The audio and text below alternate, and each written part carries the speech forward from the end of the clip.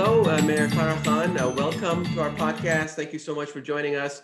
I've obviously followed Irvine's growth with great interest. It's just a beautiful city, and I felt anyone that has had such a strong role in its development, we should hear from, we should learn from. So thank you so much for making time and spending some time with us explaining really Irvine's secret to its success, right? So tell us a little bit about your background. How did you get into public life? And we'll go from there. Yeah, sure. Thank you, Shariar. It's such an honor to be here with you. And, for me, politics wasn't something that I aspired to do. It kind of came organically. For me, my background was in biotech. So I was a regulatory affairs manager for a biotech company and ended up moving to Southern California because of my husband's business. And, during that time, we saw the recession starting. So there was a hiring freeze, which meant that, I kind of focused more on the business side. And the way I am, I like to keep busy. And so, with two little boys with me, I found ways to give back to the community by joining several nonprofits, kind of delving my hand in there, and ended up getting hired as the executive director of a local nonprofit, which kind of led to me learning more about community and about issues the community was facing, especially when it came to things like homelessness and human trafficking and so forth, and found myself kind of showing up at city council meetings, speaking during public comments, talking about these issues, and in return, seeing a council that was so divisive that, was fighting amongst each other, grandstanding and not really getting the job done. And so, along with the nonprofits, I did a lot of volunteer work with local candidates and local politics, helping make those phone calls or drop off leaflets and things like that. And during one of those campaigns in 2014, I had mentioned, about the representation, the need for better representation on local councils. And the feedback I got was, oh, well, maybe Irvine isn't ready for so much diversity, and that maybe someone with a name like mine was unelectable. And that got me thinking, are people still having these type of conversations today? Yeah. Is this still something that happens? And that was very disturbing to me to hear that. And so I think that kind of propelled me into, well, maybe I will try. And I did in 2016. I didn't win that race, but I came in 4th out of 11 candidates. Nice. Tried again in 2018 and came in 1st out of 12 candidates. And, from there, 2 years later, found myself running for mayor.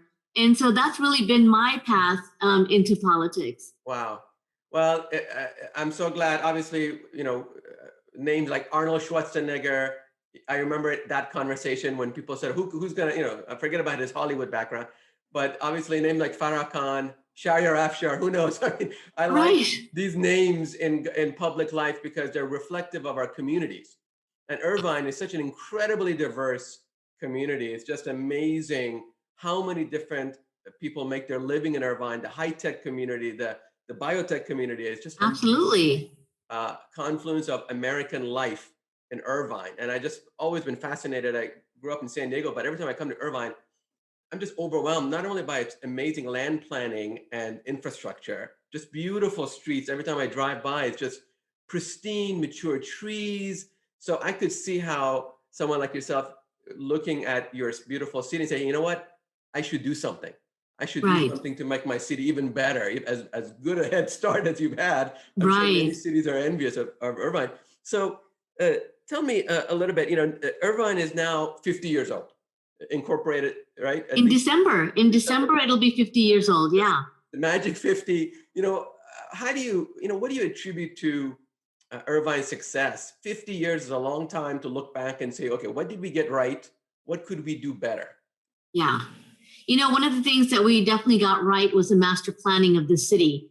Right. And we have to give credit to those early planners and early investors that really built this city out in a way with the different villages, making sure that we had not only, the housing, but the different types of housing. So each village has a component of not only apartments, but the townhomes, the single family homes. So people had a way of moving around as their income increased or whether they wanted to downsize.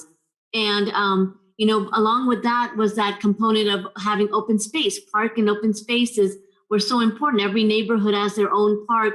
You have your neighborhood park, and you have your community park, and then of course the city parks, and then the open spaces with so many trails. I think it's right now at 69 miles of trails. And so, throughout the city, we have a commitment of having 1/3 of our land be for open space. And so really, that's what we've gotten right. And that's something that a lot of cities look at and kind of envy us for. Where we could have done better, I think we could have done better in making our areas a little more walkable.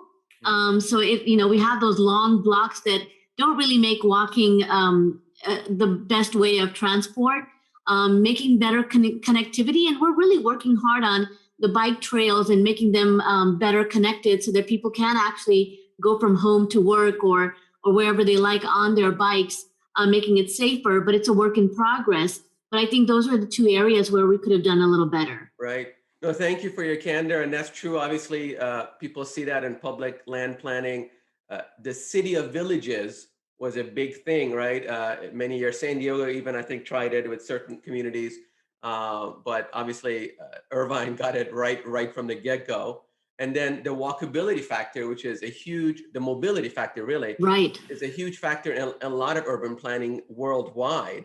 And great cities are judged by their walkability, right? Exactly. Right. Exactly. New York and Boston, all those other cities with, however which way it worked out, work and home are close by with immense investment in public infrastructure that everybody takes. You don't have to be, your car doesn't have to break down for you to take public infrastructure. Right. Exactly. So I could see that's a growth opportunity for Irvine to make the city more walkable, because it is just a beautiful walking environment. So it is.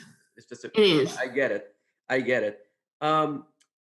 So you mentioned, the land planning and the Irvine Company. It helped. I think most people outside of Irvine wouldn't know the history of the Irvine Company, and it helps that one landowner had so much land to decide to build. So right, cities are designed from the ground up.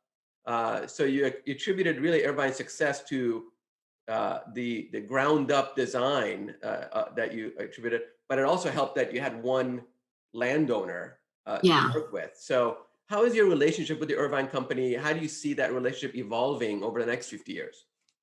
I mean, you have to have a good relationship with your biggest developer, right? Because there's just so much going on, whether it's residential or commercial and anything else in between.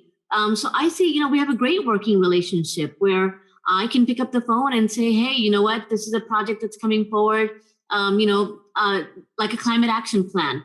We want to pull together a climate action plan. Love to see what you guys are working on. How can we combine our efforts to make sure that we're taking care of our cities for years to come, right? And so that's very important, is to have that working relationship. And with politics, you'll get people that either hate the Irvine Company or love the Irvine Company. But really, when you're in office, you've got to have that working relationship, because you've got to get things done. You've got to keep continuing moving forward.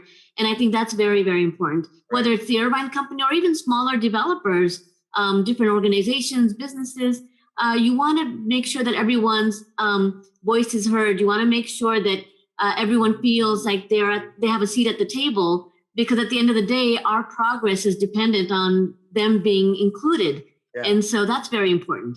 And they're the one investing really in communities, so they could choose to invest somewhere else. But irrespective of the Irvine Company, would you say Irvine is, I think you mentioned it, but a developer-friendly town with streamlined permitting or expedited processing? Tell us a little bit more about what you've done with that process. I think, our processes when it comes to permitting and working with developers is wonderful, especially now. Even before the pandemic hit, we were already converting to online permitting.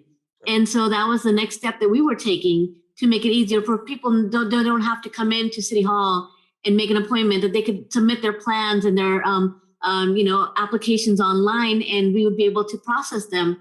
And so during the pandemic, that became a huge hit. We actually won an award, I think, for being innovative. And we were like, we were even thinking about this before the pandemic. So it was going to happen no matter what. But I think the pandemic gave it that boost that it needed for people to realize how efficient our systems were. Right. And everything's working. The wheels are still spinning. People are getting their permits. Exactly. In fact, we're looking at this where, in the long run, what else can we make online available? How else can we streamline our processes and our systems to make it more convenient for people to work with the city and communicate with the city? Right. A lot of cities, you're exactly right. They may have had plans on the drawing board, but once the pandemic hit, all of those things kind of got accelerated, and they figured out they could do it. That they could do it well, because I think a lot of public agencies, I can speak from my past, they have a difficult time letting go of the structure of government and the paperwork. But once once I think 2020 hit, everyone found a way to do it, and the public benefited from that experience, right? Exactly. So that's good for Irvine. And you mentioned your projects and development. I saw your priority projects. I found that very interesting. I haven't noticed that in other cities. Of course, I see some, top level political projects that maybe a mayor has or a council has, but this is a detailed list of various individual projects. How does a project end up on that list, and how do you make sure it happens? Well, I think it's a combination of things. So first of all, I've got 4 other colleagues on the council. They've got ideas that they're bringing forward. So it's really about us getting together and kind of having a discussion of, putting things out there, like, what is it that we want to do? What is it that we want to work on? Get input from not only our city staff, but also the public, and then prioritize what's happening. Like, for me, when I first got elected to city council, one of my biggest goals was to not only have a climate action and adaptation plan, but also kind of shift away from Southern California Edison and have our own CCA program, the Community Choice Energy Program. And so, by 2019, we had a unanimous vote on implementing the climate action plan, and also moving forward and funding the Community Choice Energy Program. So we built our own Orange County Powers Authority, which is now functioning as of December. And we haven't launched publicly, but we are getting all of our policies in place. And we have 3 other cities that have already joined with us in Orange County, and we have a pipeline of cities that are interested in joining us. So this is something that again, it's all about how much effort you want to put into what you believe in. So I could have 100 projects, but at the time, these 2 were my hot priorities that I knew that I could get support from my council colleagues on, and support from staff and the public. And so you kind of move those forward. And again, at the end of the day, you want to bring forward projects that are going to benefit the community. Right. I like that list because it's tangible. Sometimes strategic plans are so aspirational that it's hard to know, how does it transition from one council to another? But at the end of the day, how does it actually, get built so people can see it?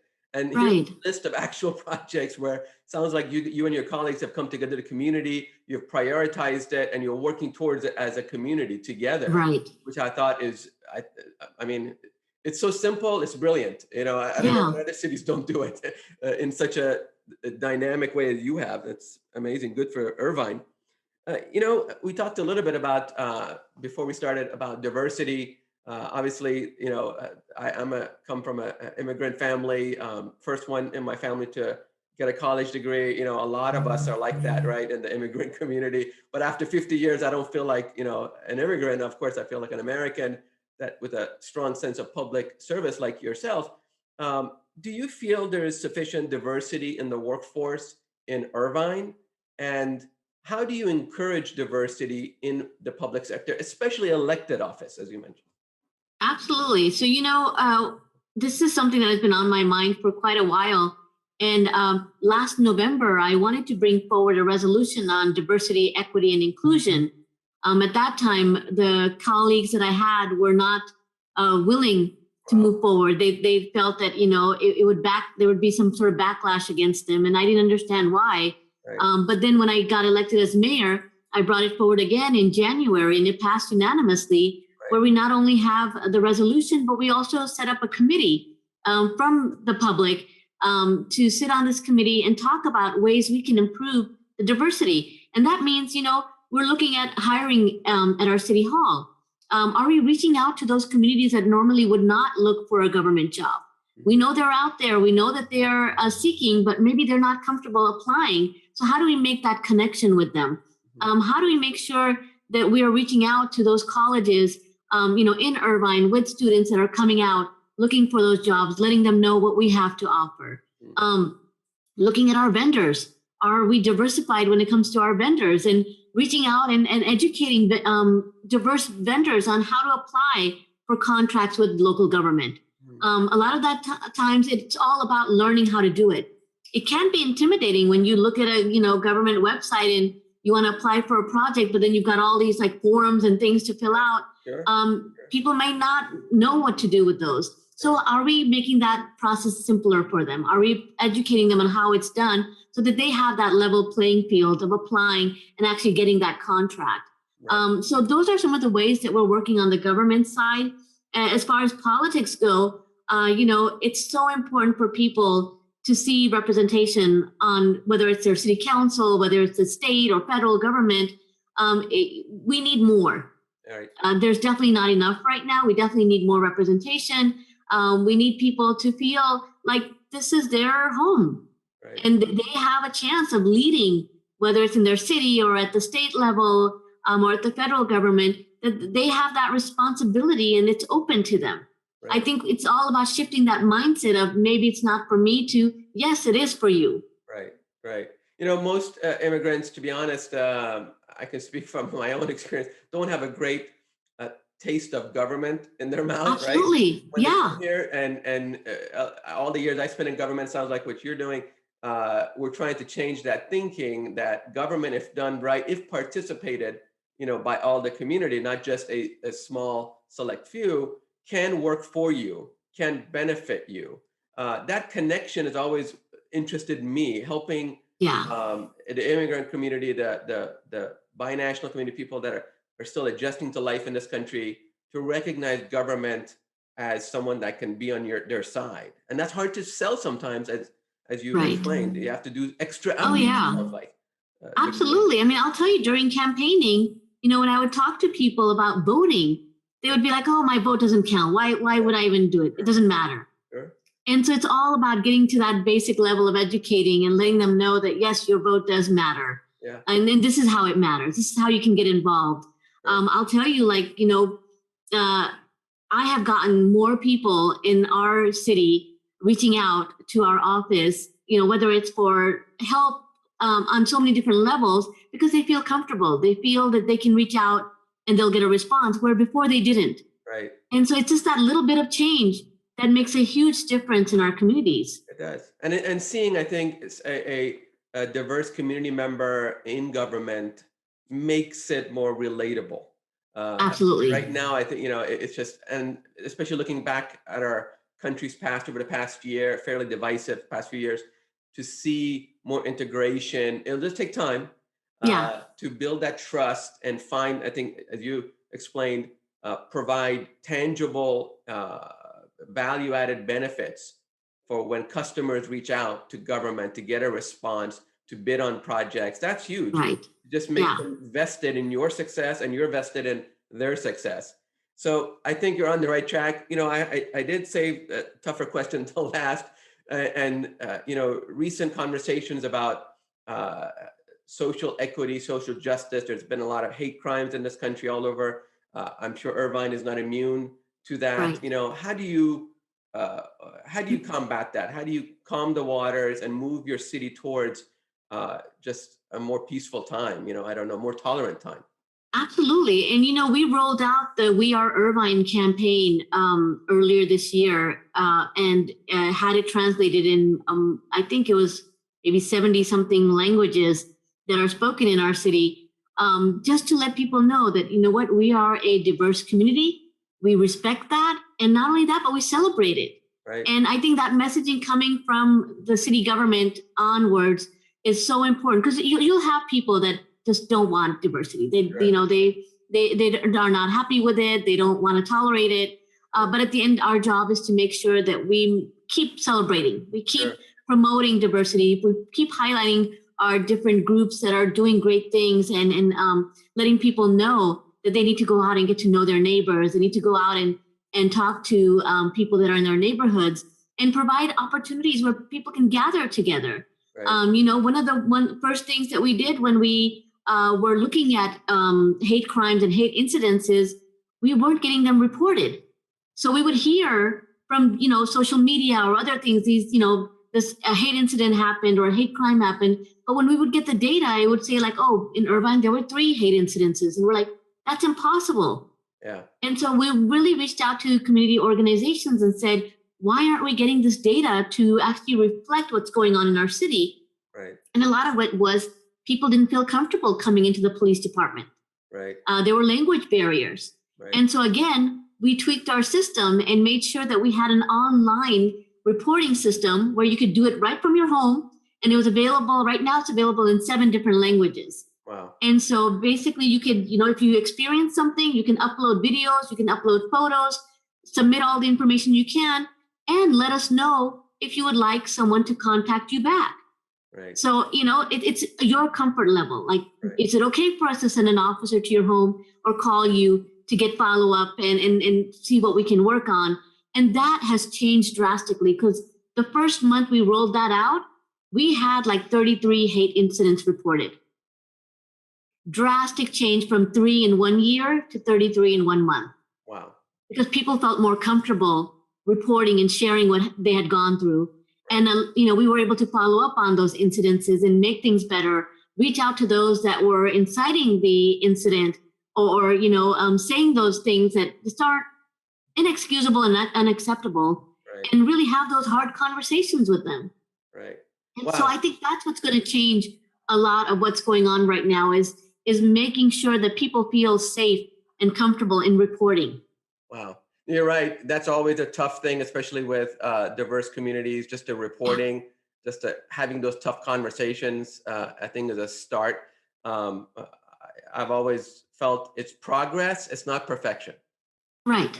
So it's good to make progress, but people shouldn't look for perfection where we either eliminate racism or no, some people are going to feel the way they are. There's nothing you can do about it. Right. But as a community, as a governing authority, we have a responsibility to help people understand and report it and deal with it constructively instead of kind of burying it and hope it goes away. Right. Right. Exactly. Because we could have basically said, oh, we only have 3 incidents a year. We're doing great. Yeah. But we knew that wasn't the case. Yeah. And we needed to highlight that. Mayor Khan, this has been wonderful. Thank you so much for spending some time with us. We've learned so much. Thank you. Now we have an inkling of what Irvine's secret to their success is. Partly it's due to your leadership, your colleagues' leadership on the council, and a community willing to engage and be a part of their government. And that's really been something that I think other cities can look to Irvine and see, well, maybe we can do the same. Absolutely. Thank you so much. Thank you.